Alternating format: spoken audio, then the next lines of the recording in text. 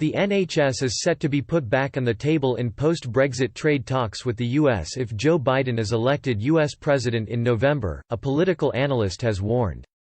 Joe Biden is on course to topple Donald Trump in the race for the White House, with the latest CNN poll handing the former vice president a 14-point lead. The Democrat nominee has previously voiced his opposition to the UK leaving the EU, and according to experts, Mr. Biden would take a different stance to negotiations with Britain compared to Mr. Trump.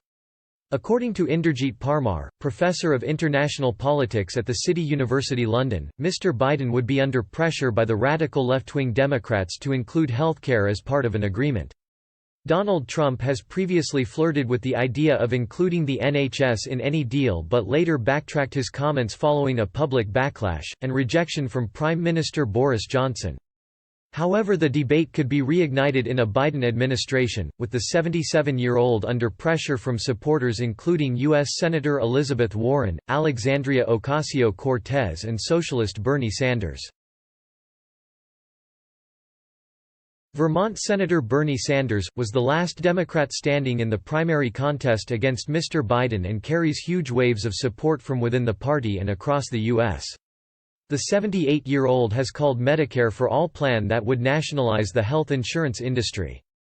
Professor Palmer said a Biden trade deal would have a greater focus on health, safety and environmental aspects.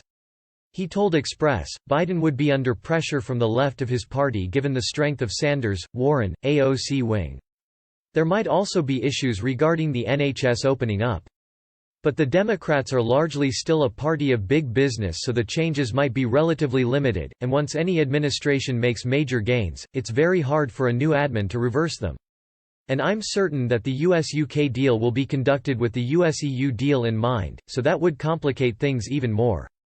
The prospect of the NHS being up for the taking was thrust into the spotlight last summer, when Mr. Trump said a trade deal would involve everything.